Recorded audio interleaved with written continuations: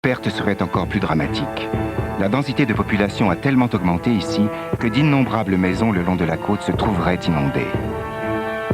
En 1938, le centre de Providence, la capitale de l'État de Rhode Island, fut recouvert par plus de 3 mètres d'eau et 600 personnes périrent. Ces premières images vous donnent un aperçu de l'ampleur des destructions causées par l'ouragan Flora sur l'île de Haïti. Elles ont été prises d'un hélicoptère qui s'est trouvé happé par la queue de la tempête. Entre le 26 septembre et le 13 octobre 1963, l'ouragan Flora traversa les Antilles avec grand fracas. Il souffla sur Haïti, y faisant 4000 morts et y annihilant les récoltes et les maisons sur une vaste zone. Le lendemain, la même tempête s'abattit sur Cuba, qu'elle traversa une fois, puis une autre dans le sens inverse. Elle y fit 4000 autres victimes.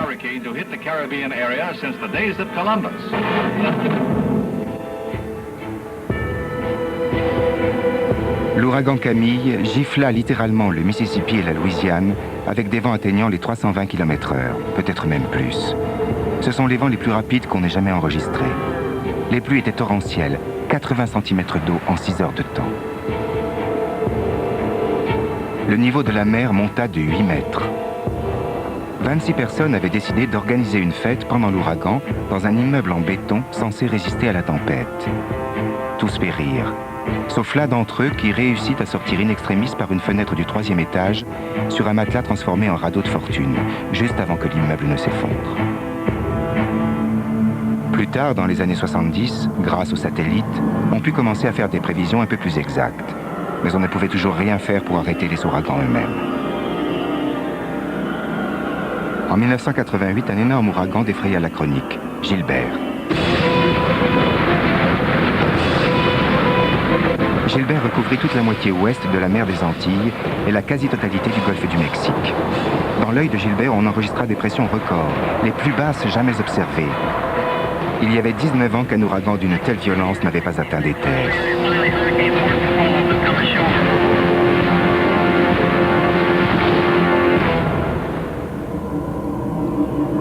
En août 92, l'ouragan Andrew fit des dégâts sans précédent.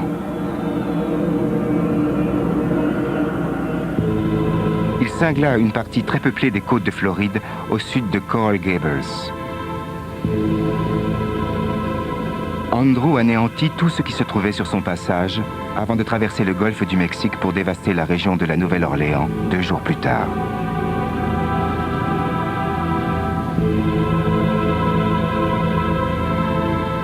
Au fil des ans, les ouragans balayent notre planète. Au passage, la tempête cause de nombreuses tragédies et sème la désolation.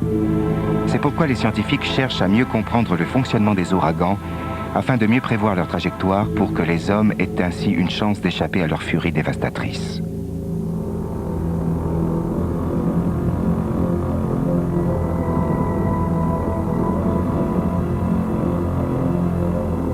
La saison des ouragans de l'océan Atlantique débute avec l'été, lorsque la température des eaux au large des côtes d'Afrique occidentale augmente. Des nuages orageux se forment au-dessus des terres et dérivent ensuite vers la mer. Chaque année, 100 nouveaux orages atteignent ce stade. Si la température de l'océan est supérieure ou égale à 26 degrés Celsius, les orages peuvent alors gagner en puissance et former une dépression tropicale.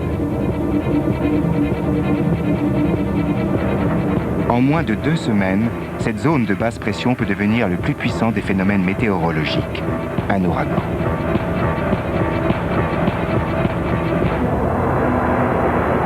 L'air, chargé d'humidité, se réchauffe au contact des eaux chaudes de l'océan. Il s'élève et la vapeur d'eau qu'il contient se condense sous forme de nuages. Un tel mécanisme se répète inlassablement. L'air chaud et humide qui se forme au voisinage de l'océan est attiré vers le haut de plus en plus vite. L'air qui arrive en bas fait une boucle, s'élève à son tour en aspirant encore plus d'air humide et ainsi de suite. C'est ainsi que le système ne cesse de gagner en puissance. C'est le moteur de l'ouragan. Les alizés poussent le système vers l'ouest de l'Atlantique, cependant que la spirale se resserre et que la tempête devient toujours plus puissante. Il se développe une colonne d'air pur en son centre, c'est l'œil de la tempête. À cet endroit, les courants d'air ascendants qui entourent l'œil sont contrebalancés par des courants descendants qui se dirigent vers l'intérieur de l'œil. Quelque part dans l'océan Atlantique, quand les vents dépassent les 120 km/h, l'orage se transforme en ouragan.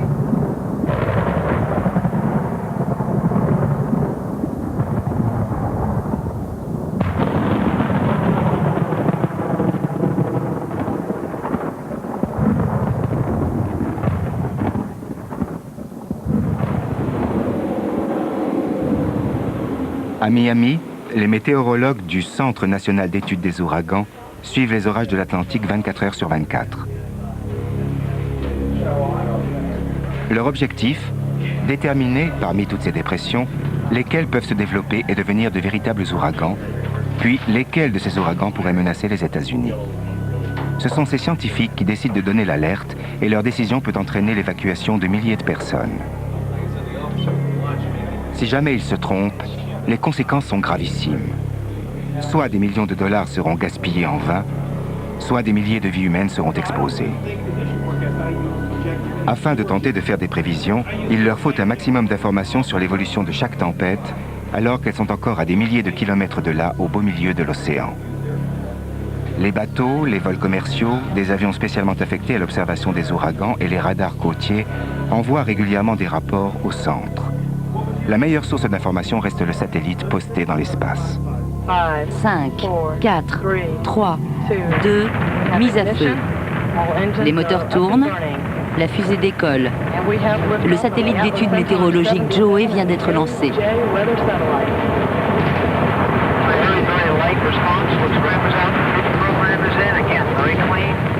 La dernière arme mise au point pour suivre les tempêtes est le nouveau satellite géostationnaire d'études surnommé Joey. Ces satellites sont placés en orbite stationnaire à 36 500 km au-dessus de l'équateur. Ils sont équipés de caméras qui scrutent la moitié éclairée du globe et envoient des images ordinaires dans le canal du visible, ainsi que des clichés infrarouges toutes les 30 minutes.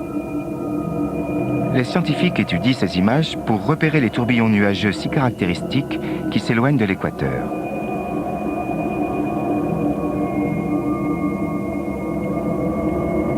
On ne peut prendre conscience de l'énormité d'un ouragan qu'en l'observant de l'espace. Un ouragan peut mesurer jusqu'à 1600 km de diamètre et être tellement gigantesque qu'en son sommet, il atteint le plafond de la basse atmosphère à quelques 18 000 mètres d'altitude. Ne vous y trompez pas, la beauté d'un ouragan ainsi que son calme apparent ne doivent pas faire oublier l'implacable réalité. Les ouragans sont meurtriers. Ce sont des destructeurs titanesques. Chaque année, ils tuent des dizaines de personnes aux États-Unis et causent des milliards de dollars de dégâts. Pourtant, dans un ouragan, ce n'est pas le vent qui est le plus à craindre, mais l'eau. Les basses pressions d'un ouragan, ne serait-ce que de classe 2, sont assez puissantes pour aspirer l'eau de l'océan et former un dôme d'1 mètre de haut. Pendant que le vent pousse ce dôme vers la côte, il peut grandir pour atteindre plus de 2,50 mètres. Aux endroits où le rivage est très peu élevé, les eaux peuvent même monter de près de 9 mètres. Des millions de tonnes d'eau déferlent alors sur la côte avec une force insensée.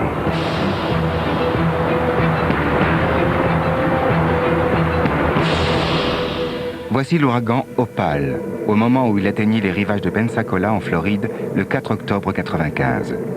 Opal fut à l'origine d'énormes inondations.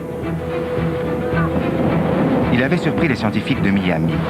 Dans les dernières heures précédant son arrivée sur les côtes, l'ouragan était soudain devenu plus puissant, si bien qu'à un moment donné, on enregistra même des rafales atteignant les 240 km/h. Mais il y avait pire que le vent. Le niveau de la mer monta de 4,50 mètres.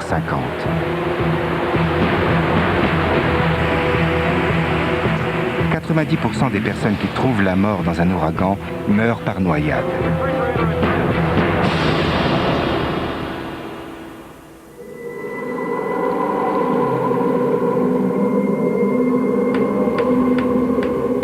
Il est difficile et dangereux d'étudier les effets d'un véritable ouragan.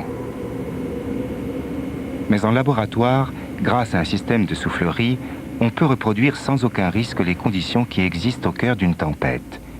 Il suffit d'appuyer sur un bouton pour créer un ouragan artificiel. On classe les ouragans en 5 classes. Le vent d'un ouragan de classe 1 souffle jusqu'à 150 km/h. Il n'endommage, généralement, que les arbres et leur feuillage. Quand le vent est sensiblement plus fort, le bardeau qui recouvre les toits commence à se soulever. Si la vitesse du vent dépasse les 160 km/h, ce bardeau va commencer à se déchirer. Jusqu'à ce stade, les tuiles en céramique traditionnelle résistent sans subir aucun dommage. Mais si le vent approche les 175 km/h, elles aussi se trouvent arrachées.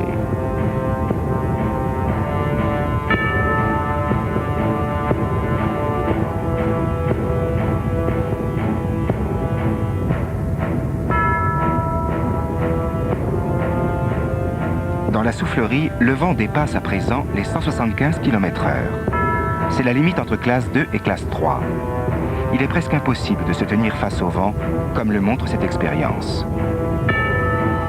Ces images ralenties à l'extrême restituent bien la puissance destructrice de l'ouragan.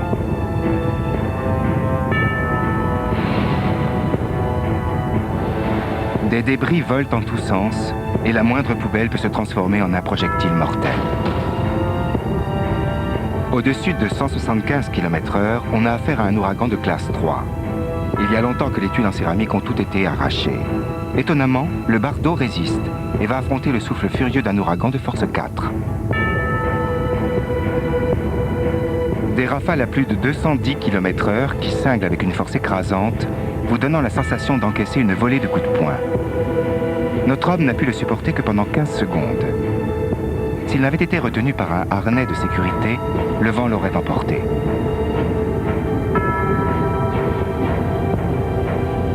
De par le monde, les ouragans font des milliers de victimes chaque année. Ce sont des vents meurtriers.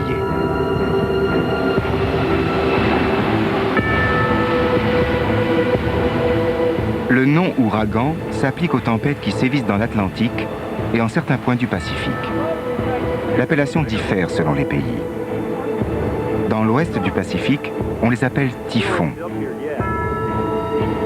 Les typhons sont souvent plus violents que les ouragans de l'Atlantique, car ils se déplacent sur de grandes distances au-dessus des eaux chaudes de l'océan, où ils peuvent se développer au maximum.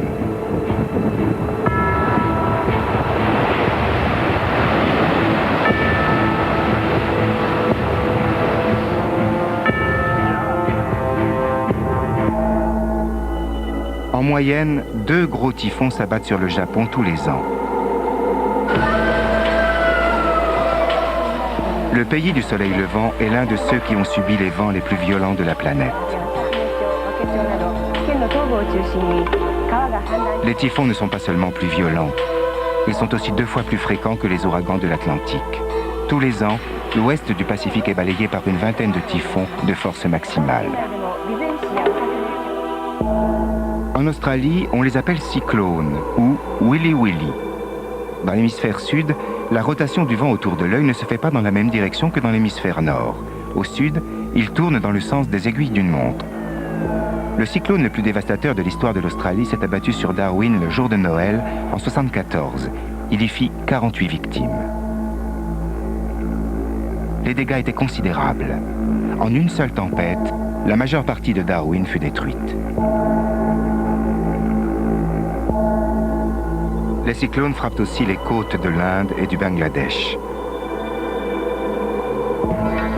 Kutubia a presque entièrement disparu sous 6 mètres d'eau de mer. Dans cette région, la densité de population est l'une des plus élevées de la planète. Ici, les cyclones font un nombre effroyable de victimes.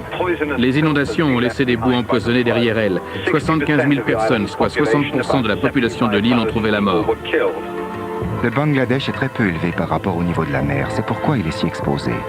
En une seule nuit en 91, le cyclone Toubi a fauché 138 000 vies humaines. Le Bangladesh a même connu pire, un cyclone qui avait noyé 300 000 personnes. Les cyclones et les inondations sont fréquents à Andhra Pradesh, on en a tous les ans. Mais cette année, le vent atteignait 220 km/h et les vagues étaient gigantesques. En Inde aussi, les cyclones sont fréquents et dévastateurs. Ici, tout comme au Bangladesh, la terre est assez plate et les pluies qui accompagnent les cyclones créent d'énormes inondations. Les cyclones peuvent aussi détruire la vie des survivants en anéantissant aussi bien leurs récoltes que leurs habitations. Même si les typhons et autres cyclones asiatiques sont les plus destructeurs, ce sont les ouragans de l'Atlantique qui font les gros titres des journaux. Voici Gilbert, l'ouragan qui traversa la mer des Antilles en 88, gifla la Jamaïque et les îles Caïmans, traversa le Yucatan et s'abattit finalement sur Mexico.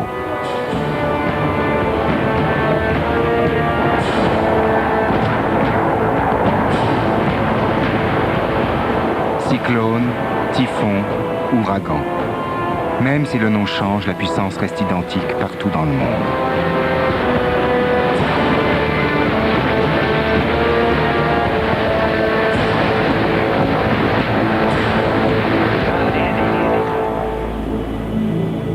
Début juillet 1996, au Centre national d'études des ouragans, à Miami.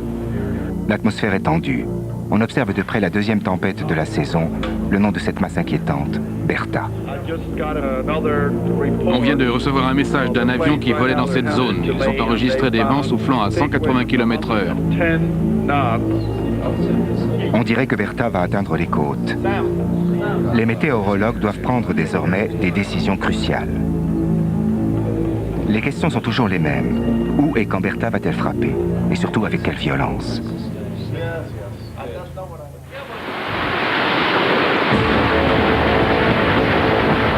En approchant des côtes américaines, Bertha a effleuré Porto Rico.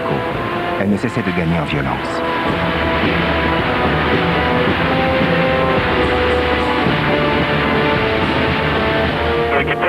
Si j'en juge, d'après ce que je vois, il n'y a pas énormément de dégâts ici à Porto Rico. Quelques toits ont été arrachés. Porto Rico eut beaucoup de chance. Bertha était passée à 220 km au nord. Même s'il s'agissait d'un ouragan de classe 3, le vent atteignant 185 km/h, le plus fort de la tempête était resté en pleine mer. Et il faut attendre les équipes de déblayage. En se déplaçant, Bertha commença à se déformer. Elle changea de direction pour aller vers le nord, comme le font de nombreux ouragans. On crut alors que la Caroline du Sud était sur son chemin. Mais avec les seules images du satellite, il est difficile de faire des prévisions aussi précises que l'urgence de la situation l'exige. Le seul moyen d'avoir des détails précis est d'aller sur place. Inutile de prendre en compte les informations du radar avant que le vent soit à son maximum. C'est le travail du 53e escadron de reconnaissance météorologique de l'US Air Force, des hommes surnommés les chasseurs d'ouragans. On ira vers le sud-ouest. Nous, on va se charger du nord-ouest. Les chasseurs d'ouragans n'hésitent pas à traverser la tempête en avion. Grâce aux renseignements ainsi obtenus, les scientifiques peuvent faire des prévisions plus précises et mieux garantir la sécurité des communautés menacées par les ouragans. La position que vous allez devoir atteindre est marquée par ce petit symbole rouge en forme d'ouragan. C'est à environ 240 km de Cap Canaveral. Il est pile à l'est du Cap Canaveral. Et si vous avez regardé les bulletins météo récents, vous savez que l'ouragan s'étend sur une surface importante. En ce moment, il suit une trajectoire plus ou moins parallèle aux côtes de Floride. Et pour l'instant, nous pensons qu'il va continuer. Vous décollez à 3h30 demain matin, heure locale. Vous volerez sur un C-130, numéro 967. Il y a plusieurs jours que les chasseurs d'ouragans observent Bertha de près. Ils volent à bord de 3 avions différents par ronde de 12 heures. Un équipage va maintenant rester constamment à proximité de Bertha jusqu'à ce que l'ouragan atteigne la côte ou qu'il se dissipe, auquel cas le danger disparaîtrait. D'après les estimations, Bertha va frapper dans les 48 heures. Pour faire entendre leurs prévisions, les météorologues ont absolument besoin des médias. C'est pourquoi une pièce entière leur est dévolue à l'intérieur du centre d'études des ouragans. D'après les experts du centre, Bertha ne devrait pas tarder à arriver. Mais au centre d'études, on ne sait pas encore avec certitude où Bertha va frapper. Il faut prendre une décision, et vite. Au sud de Wilmington, en Caroline du Nord. Le temps presse. On décide d'émettre un bulletin d'alerte pour toute la côte, depuis la Floride jusqu'à la Caroline du Nord. Il faut agir vite, ou on n'aura pas le temps d'évacuer tout le monde. Les résidents et vacanciers sont invités à quitter les lieux. Tous les ans, de nombreuses personnes désertent leur lieu d'habitation pour découvrir plus tard que l'ouragan s'est abattu ailleurs. Mais d'autres doivent la vie à ces ordres d'évacuation. Le 11 juillet, 4 heures du matin. Bertha devrait atteindre les côtes d'ici 30 heures. Les chasseurs d'ouragans se dirigent vers la tempête pour leur première traversée. Bertha est désormais à 320 km au large des côtes de Géorgie, et les vents qui soufflent en son centre sont tombés à 130 km/h. Elle avance vers la Terre à environ 15 km/h. Le travail des militaires est de s'assurer que Bertha ne réserve pas des surprises de dernière minute. L'évacuation se poursuit en Caroline du Sud. Il reste 24 heures. D'après les experts, Bertha devrait plus particulièrement frapper la zone côtière située autour de Myrtle Beach. L'ordre d'évacuation couvre près de 190 km de côte. le coût de l'évacuation pour chaque kilomètre est de 125 000 $.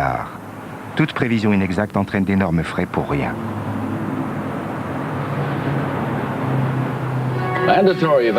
Toutes nos côtes sont sous le coup d'un ordre d'évacuation absolument obligatoire. À Wrightsville Beach, les résidents évacuent depuis le début de la journée. Les chasseurs d'ouragans s'apprêtent à traverser le cœur de la tempête une deuxième fois. Leurs avions n'ont pas moins de 30 ans. Cet avion a dû traverser des ouragans plus de 300 fois. La destination de Bertha ne fait plus aucun doute. Elle va toucher la côte. Mais grâce à toutes les informations recueillies par les militaires, les scientifiques du centre d'études ont pu déterminer sa force et son heure de passage avec une plus grande exactitude. Les avions s'engouffrent dans la tempête à 10 000 pieds d'altitude et la traversent de part en part en restant aussi stable que possible. Nous sommes entrés par ici, puis ressortis par là. Nous avons bifurqué pour aller à 240 km, où nous nous sommes à nouveau dirigés vers l'ouragan. Puis nous sommes entrés à nouveau là, où nous étions sortis la première fois. Au cours de chaque vol de reconnaissance, ils traversent l'ouragan au moins 3 fois dans des directions différentes.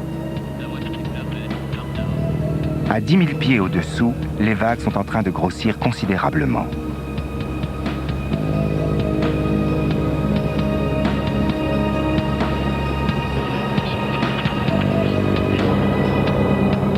À ce stade, il semblerait que Bertha soit en train de se modifier. Son œil a changé de forme.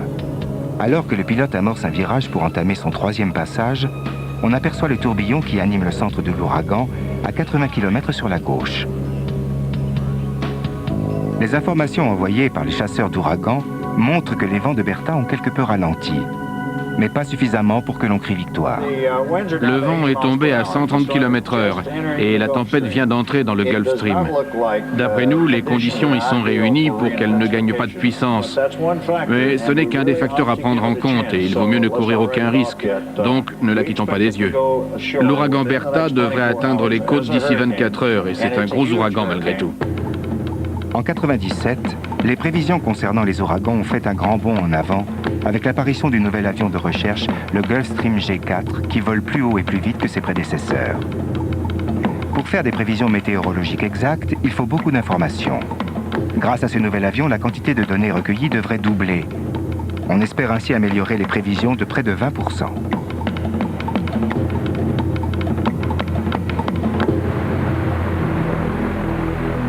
L'après-midi touche à sa fin à Myrtle Beach, en Caroline du Sud. Demain midi, selon les prévisions, cette zone devrait être au centre de l'ouragan. Dans 18 heures, ces mêmes rivages devront affronter la violence de vent atteignant les 160 km/h. Quelques esprits courageux, ou peut-être inconscients, sont restés pour voir la tempête de près. Dans la nuit, les premières trompes d'eau vont s'abattre sur ces lieux, accompagnées de fortes bourrasques et d'une montée des eaux. Au cours des prochaines 24 heures, il devrait tomber ici entre 20 et 30 cm d'eau.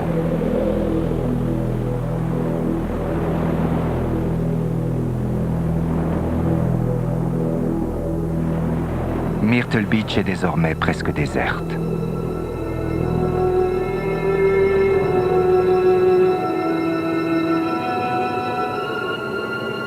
Nous avons reçu des informations recueillies par un appareil de l'US Air Force qui a survolé la région de Wilmington. Le vent avoisine les 165 km/h, une vitesse qui devrait connaître quelques fluctuations avant que Bertha ne touche la côte. Le vent côtier s'est déjà renforcé dans la région, l'évacuation touche à sa fin. Comme la nuit tombe sur la plage, des milliers d'évacués s'apprêtent à passer une nuit des plus agitées dans les dortoirs en préfabriqué et les écoles mis à leur disposition. Ils suivront le parcours de Bertha à la radio. Alors, quelle est la situation à Myrtle Beach? Le vent souffle déjà beaucoup? Pour l'instant, il n'y a pas énormément de vent par rapport à ce qui souffle au cœur d'un véritable ouragan. Et il y a 1 heure ou 2, on a appelé la météo qui nous a dit avoir mesuré des rafales à 100 km/h. C'est une nuit pleine d'incertitudes. Certaines personnes pourraient se retrouver sans domicile au réveil demain matin. Oui, ça risque d'être la nuit la plus longue depuis longtemps. Le lendemain, pendant la nuit, Bertha a légèrement bifurqué vers la droite. Au lieu de Myrtle Beach, l'ouragan se dirige à présent vers Wilmington, en Caroline du Nord, à 120 km au nord. Et tout à coup, la vitesse du vent a augmenté. Il dépasse les 160 km/h. La salle d'intervention d'urgence de Wilmington. C'est ici qu'on va essayer de faire face à toutes les catastrophes que Bertha pourrait entraîner dans son sillage. À 2 heures de l'arrivée de Bertha, l'équipe s'assure que tout le monde est fin prêt. Il faut travailler avec le coordinateur de là-bas pour qu'il nous trouve d'autres abris si nécessaire. Il ne faut pas oublier qu'il y a une alarme qui risque de se mettre en route. L'alarme d'incendie. Il nous faut quelqu'un qui s'occupe de la désactiver. Est-ce qu'on peut les appeler pour une dernière mise au point? Ils décident d'un endroit où loger les nouveaux évacués. Il y a aussi un autre problème. Est-ce qu'on envoie oui ou non quelqu'un pour ouvrir un 5e refuge? Il se peut qu'ils aient à faire face à des problèmes de taille. Immeubles effondrés, panne d'électricité, routes rendues impraticables et même pire. L'ouragan pourrait faire des victimes.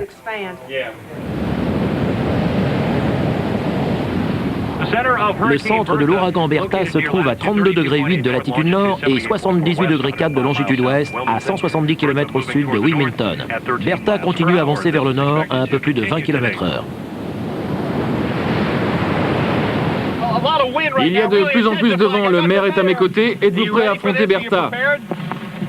Oui, je suis prêt, mais on ne peut pas non plus déplacer sa maison. Oui, je suis prêt. Si le temps se dégrade vraiment, on jettera un bateau sur la rivière. On dirait que l'ouragan arrive. Oui, Bertha approche de plus en plus. Nous devrions avoir des vents entre 100 et 110 km/h. À Wilmington et sur la côte, le vent commence à souffler plus fort.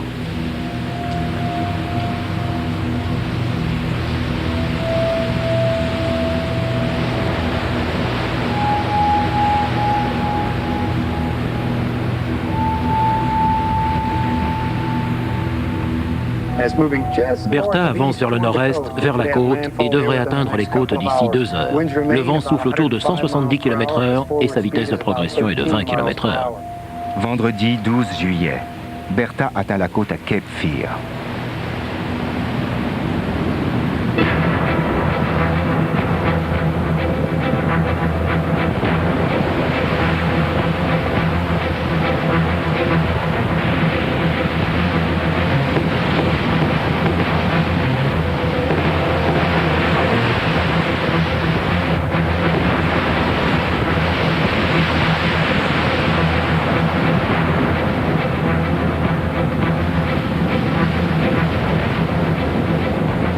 Bertha est arrivée plus au nord que prévu, un peu plus tard, et surtout avec une plus grande violence. Fort heureusement, cette portion de côte a été évacuée. C'en est fini des préparations. Bertha est là, et pendant les 5 heures à venir, elle va faire éclater sa furie.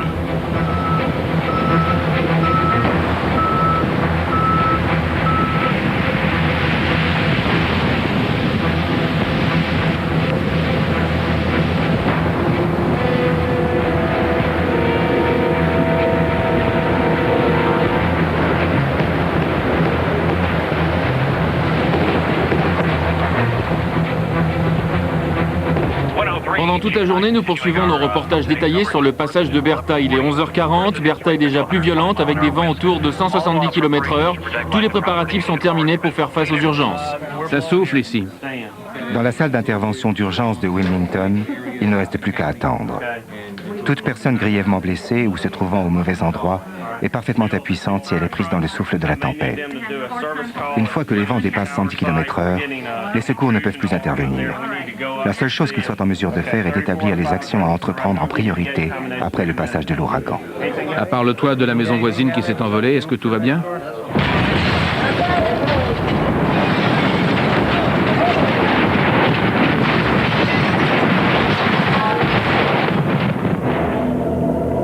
Le radar montre la vitesse fulgurante à laquelle Bertha s'est abattue sur la côte.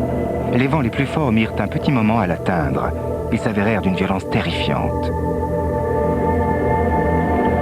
Comme c'est souvent le cas, les vents les plus violents et les plus fortes inondations se trouvaient au nord de l'œil de l'ouragan.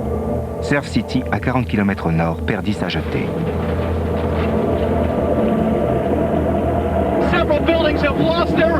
Plusieurs bâtiments n'ont plus de toit. Il y a déjà beaucoup de dégâts. Et malheureusement, si on en croit les experts, l'ouragan n'est pas encore vraiment là. La mer monta de 1,80 m et commença à inonder les terres.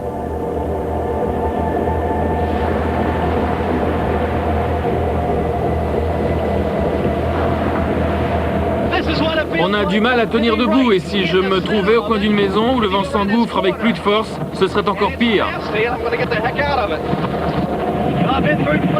J'ai connu des tempêtes de neige, mais jamais d'ouragan. Pardon, je n'ai pas compris. J'ai connu des tempêtes de neige, mais jamais d'ouragan. Ah, maintenant vous savez ce que c'est. Plutôt 2 fois qu'une. Bertha a martelé les côtes de Caroline du Nord de rafales atteignant 160 km/h. Puis tout à coup, une accalmie s'est installée. Dans l'œil de l'ouragan, un coin de ciel bleu est même apparu. Le vent et la pluie sont devenus presque insignifiants. La tempête n'est qu'à moitié finie, mais elle a d'ores et déjà fait des ravages considérables.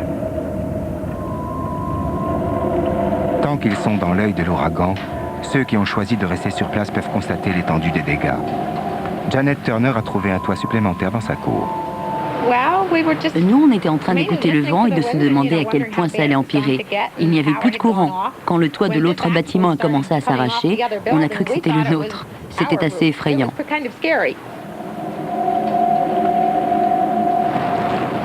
Au centre d'intervention, des centaines d'appels se mettent à affluer. Nous irons constater les dégâts dès que la tempête sera passée et nous rétablirons l'électricité. Mais nous n'entreprendrons rien avant la fin de l'ouragan. Dans tous les ouragans, l'accalmie qui coïncide avec le passage de l'œil laisse croire à tort que la tempête est terminée. Mais il est encore trop tôt pour que les secours se mettent en branle. Après le passage de l'œil, durant la deuxième moitié de l'ouragan, le vent va souffler dans la direction opposée.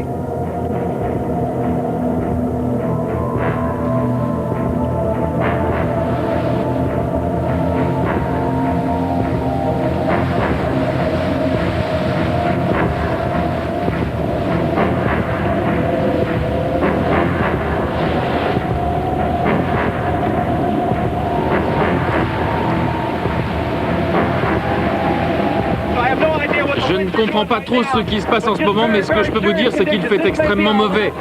C'est peut-être la dernière fois que je vous parle à l'extérieur parce que le vent devient vraiment violent. L'eau monte de 2 mètres. Mais Bertha a touché la côte à marée basse, donc la montée est moins sévère. À marée haute, l'eau aurait monté de 3 mètres.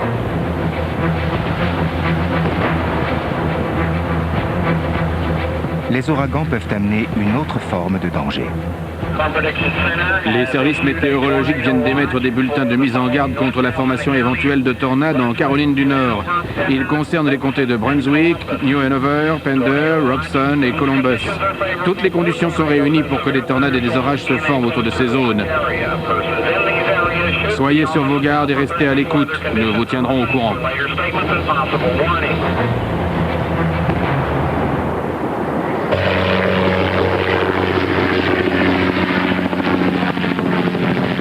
Le lendemain, Bertha n'est plus qu'un souvenir. Un beau ciel bleu a pris sa place. D'ordinaire, Carolina Beach n'est qu'à quelques dizaines de centimètres au-dessus du niveau de la mer, et les inondations ne se sont pas encore écoulées. Il faudra des mois pour redonner un aspect normal à la ville.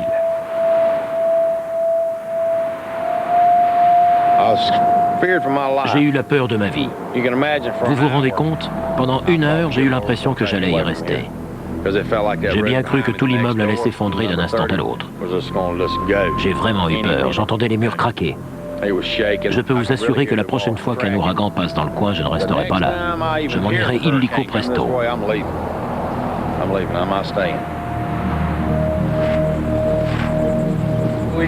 Ça ne fait que 3 semaines que nous avons emménagé. On venait à peine de finir de s'installer et voilà le travail.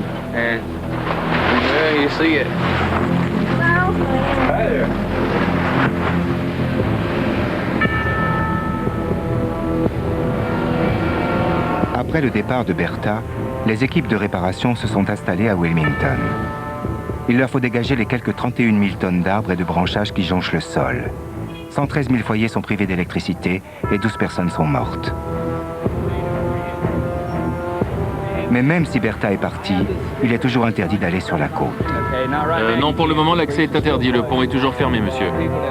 Tous ces gens devront attendre encore 2 jours avant de pouvoir regagner leur domicile ou ce qu'il en reste.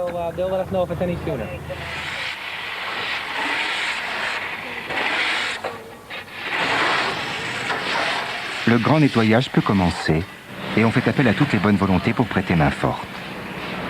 En à peine 24 heures, Bertha a dévasté 80 km de côte en Caroline du Nord. L'ouragan a soulevé d'énormes quantités de sable vers l'intérieur des terres, creusant une tranchée d'1 mètre de haut sur la plage.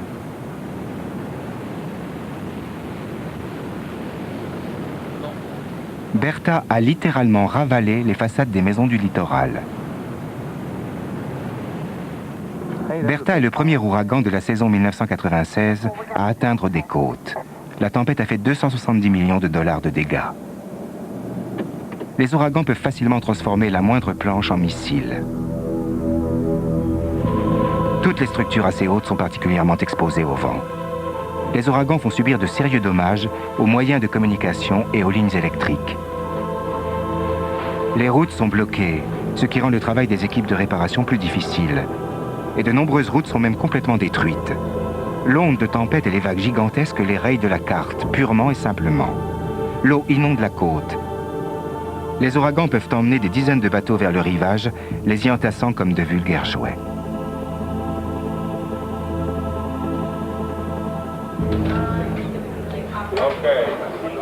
À Miami, au centre d'études des ouragans, les météorologues sont épuisés mais satisfaits. Leurs prévisions se sont avérées suffisamment pointues. Les secteurs à risque ont été évacués à temps.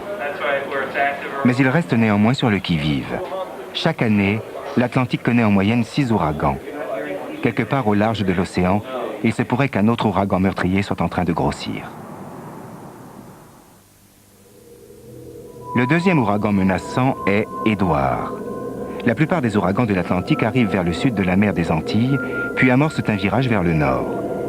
Les experts ont un grand défi à relever. Il leur faut prévoir l'angle du virage de l'ouragan. En 92, Andrew n'avait pratiquement pas tourné et s'était dirigé droit vers la Floride. Mais la trajectoire d'Édouard était tellement incurvée qu'elle pouvait laisser penser qu'il passerait au large des côtes. Mais il se redressa légèrement et effleura l'île de Nantucket le 2 septembre, y faisant 2 morts. Édouard était l'ouragan le plus violent de l'année, mais fort heureusement, le plus fort de la tempête eut lieu au large. Le 25 août, il devint un ouragan de classe 4 avec des vents à 210 km/h.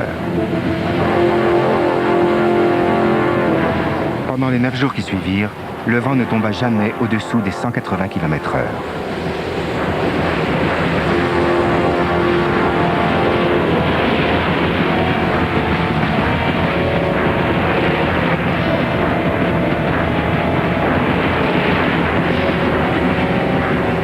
Si on considère la classification globale des ouragans, ni Bertha ni Édouard n'étaient très dévastateurs.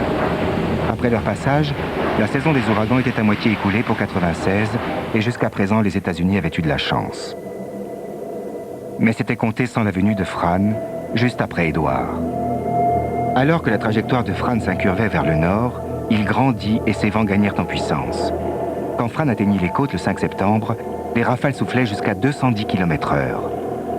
Pour comble de malchance, Fran se dirigea précisément vers les côtes de Caroline du Nord qui avaient été touchées par Bertha 8 semaines auparavant.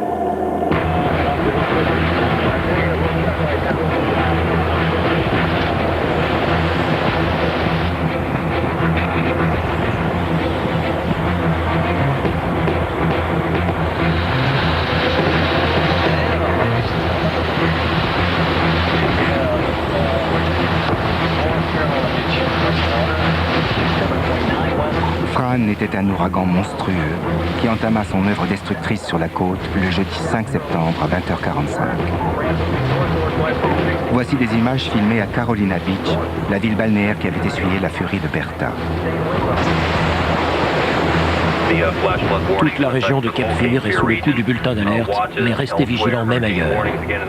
L'avis d'ouragan concerne toute la côte et les zones limitrophes, et il y a un avis de grand vent pour l'intérieur des terres. Nous vous rappelons également que des tornades pourraient se former dans les heures à venir sur toute la région.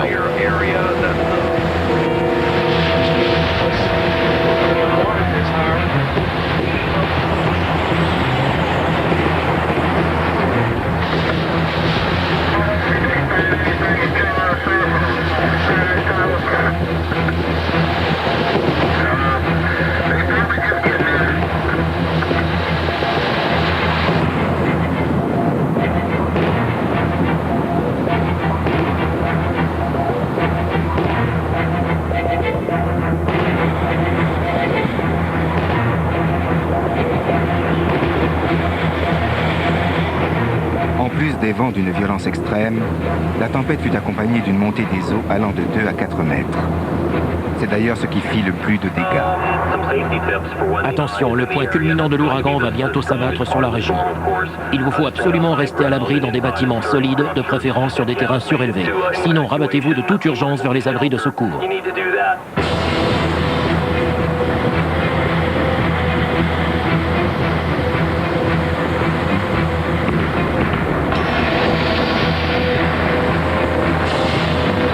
Fran était un exemple particulièrement violent de ce qu'est un ouragan de classe 3.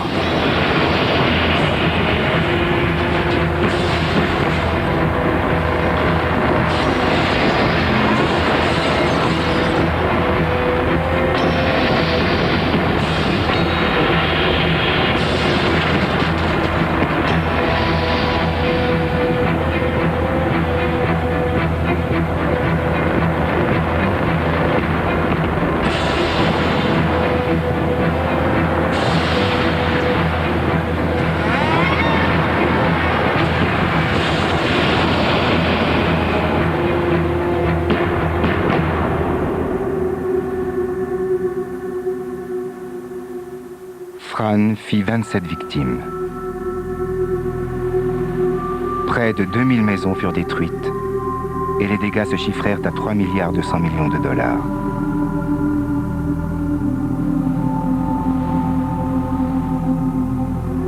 Ce deuxième ouragan venait de porter le coup final aux habitants de Caroline du Nord. On avait espéré que la saison des ouragans ne serait pas trop violente. Tous les espoirs étaient anéantis.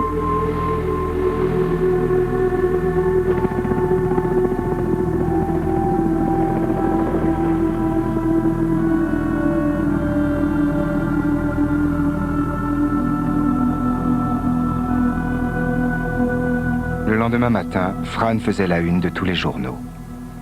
Voici un aperçu de l'ampleur des dommages que la région a subis. Et vous voyez ici Carolina Beach, encore inondée suite à la montée des eaux. Durant l'ouragan, le vent a soufflé avec une violence incroyable et toute la ville en porte les marques. Voici un bâtiment dont le toit a été arraché. Il semblerait que ce soit un hôtel.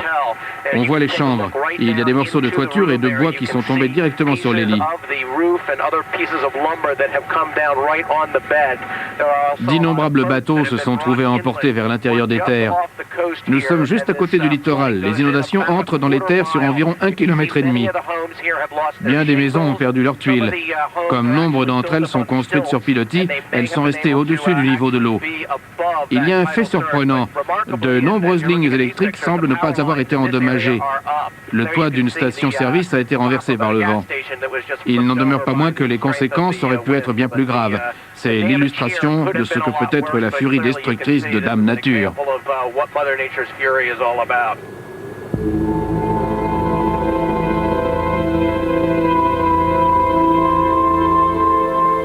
Sans la présence d'un océan chaud au-dessous d'eux, les ouragans n'ont plus la chaleur qui leur est nécessaire pour se développer et ils perdent leur force.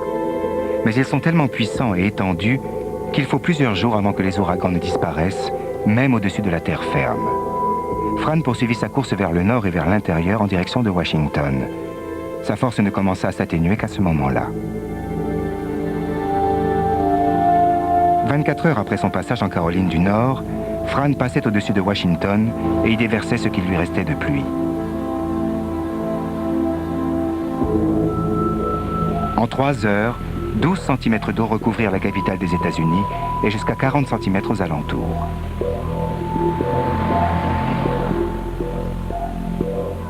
Le niveau du fleuve Potomac monta de 2 mètres au-dessus de la côte d'alerte et il inonda les berges.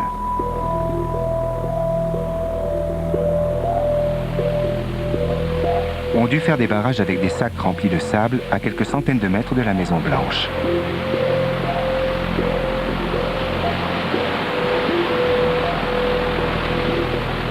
L'avenue de la Constitution et l'avenue de l'Indépendance furent condamnées pour cause d'inondation.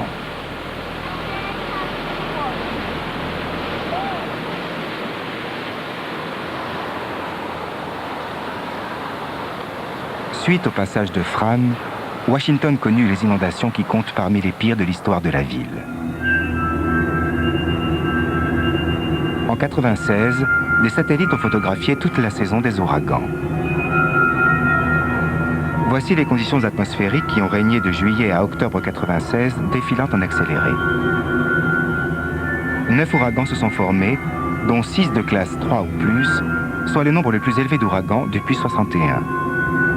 3 d'entre eux seulement ont atteint les États-Unis, y faisant 41 morts au total. Certaines années sont encore plus néfastes.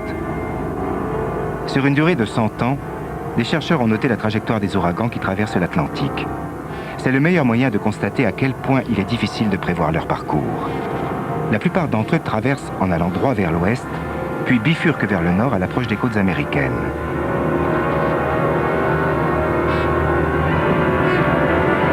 La course de chacun est tellement complexe qu'il est quasiment impossible de savoir vers où le prochain se dirigera. Pourtant, la science appréhende de mieux en mieux les mystères de notre planète et les prévisions sont de plus en plus exactes. Les prévisions concernant les ouragans s'améliorent d'environ 1% tous les ans et le calcul de leur trajectoire devient plus précis d'1,5 km. De moins en moins de gens sont évacués à tort et on a une marge d'action plus large. L'alerte peut être donnée plus tard. Mais il y a aussi de plus en plus de gens qui s'installent le long des côtes. S'ils sont plus nombreux, l'évacuation est forcément plus longue. Les prévisions se font plus tôt avec plus d'exactitude, mais la situation générale est en train d'empirer. Un jour ou l'autre, un ouragan passera sur une grande ville des États-Unis. La Nouvelle-Orléans, Miami ou Atlantic City. On imagine l'ampleur du désastre. Et où qu'il frappe, il est certain que les ouragans continueront à dévaster la surface de notre planète en furie.